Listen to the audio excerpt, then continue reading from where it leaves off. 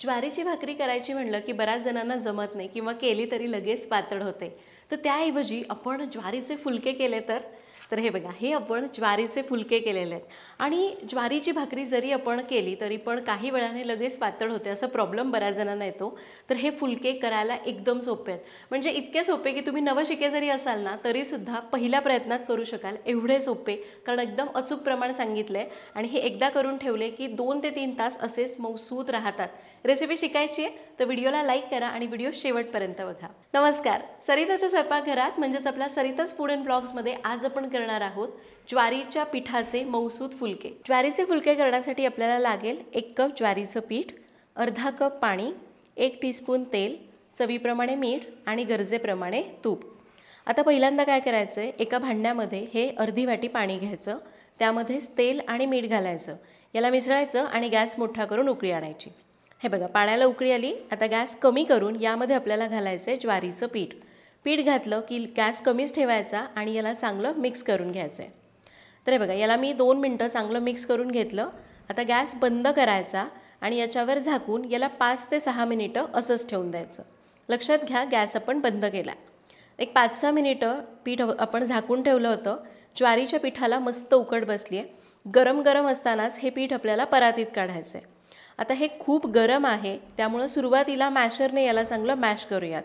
आता तुमच्याकडे जर मॅशर नसेल तर पेला किंवा तांब्या असतो, त्याच्या बुडाने याला चांगलं मॅश करून घ्यायचं. इथं मी 2 मिनिटं मॅशरने मॅश केलं.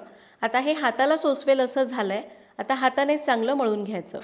इथं मी थोडंसं पाणी घेतलं आहे, पाण्यामध्ये हात घ्यायचा आणि याला मळून घेत राहायचं. तुम्हाला वाटलं की पाणी लावण्याची गरज नाही आहे, पिठात बरोबर पाणी झालं आहे, तर असंच मळून घ्या. मी थोडं थोडं पाणी घेते आणि याला मऊ करून घेणार आहे.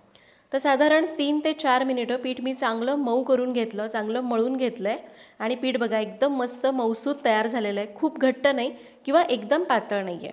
आता लगेच फुलके करायला घेऊ.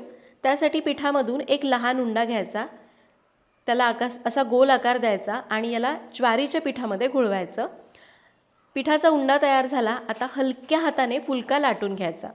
अगदीच जर तुम्हाला लाटताना वाटलं की पीठ लावण्याची गरज आहे तर अगदी थोडं थोडं पीठ लावता येईल. अगदीच असं नाही की पीठ लावायचं नाही. तर मी खूप कमी पीठ लावलं आणि हे बघा असा लहानसाच फुलका केला आहे आणि असा पातळ ठेवला आहे. शक्यतो ज्वारीचे फुलके लहानच ठेवावेत. आता तवा मध्यम गरम झाला. फुलका तव्यावर टाकूयात. गॅस मध्यम ठेवायचा आणि साधारण वर असे बबल्स येईपर्यंत अर्ध्या मिनिटांसाठी फुलका एका बाजूने शेकून घ्यायचा. तर हे बघा, अर्ध्या मिनिटांनी याच्यावर हलके बबल आले. याला उलटून घेऊयात. आता गॅस थोडा मोठा करायचा आणि जी खालची बाजू आहे ती संपूर्ण शेकून घ्यायची. गॅस एकदम कमी नको किंवा खूप जास्त मोठा नको. आणि हवं तर याला कापडाने किंवा एखाद्या टिश्यू पेपरने प्रेस करून घ्या, म्हणजे फुलका खालच्या बाजूने चांगला भाजला जाईल. तर हे बघा, मिनिटभरातच खालची बाजू चांगली भाजली. आता तवा काढून डायरेक्ट आपल्याला आचेवरच हा फुलका भाजून घ्यायचा आहे. चिमट्याने पकडायचा, गॅस मोठाच ठेवायचा आणि अगदी एक 15 ते 20 सेकंद दुसरी बाजू भाजून घ्यायची. तर हे बघा, मस्त फुलका भाजला गेलेला आहे. वरून थोडंसं असं तूप लावायचं किंवा नाही लावलं तरीही चालेल आणि आपला हा मस्त लुसलुशीत ज्वारीचा फुलका तयार झाला. भाकरीपेक्षा सोपा पर्याय आहे. उरलेल्या पिठाचे फुलके असेच करून घेऊ.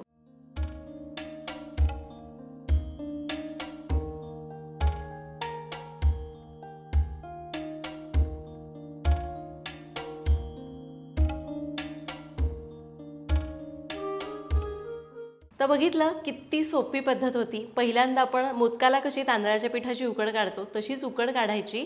फक्त इथं मी सुरुवातीला अर्धीच वाटी पाणी घेतलं आणि जसं लागेल तसं पीठ मळताना पाणी वाढवलं. कारण ज्वारी कुठल्या क्वालिटीची आहे याच्यावर पाण्याचं प्रमाण कमी जास्त होऊ शकतं. तुम्हाला जर पीठ मळताना थोडंसं पाण्याचा वापर करावा लागला तर करा. नाही करायचं असेल तर जेवढं उकड काढलेलं पाणी त्यामध्येच त्याला चांगलं मळून घ्या. बघितलं किती पटकन हे फुलके तयार होतात. फक्त एक गोष्ट लक्षात घ्या की पीठ मळून ठेवलं की लगेच सगळ्या पिठाचे फुलके करा. कणकेप्रमाणे त्याला फ्रीजमध्ये वगैरे ठेवता येत नाही. तर तुम्ही सुद्धा ही रेसिपी जरूर करा. काही शंका असतील तर मला कमेंट्समध्ये विचारा. पुन्हा भेटूया तशाच एका नवीन व्हिडिओमध्ये. तोपर्यंत हॅपी कुकिंग.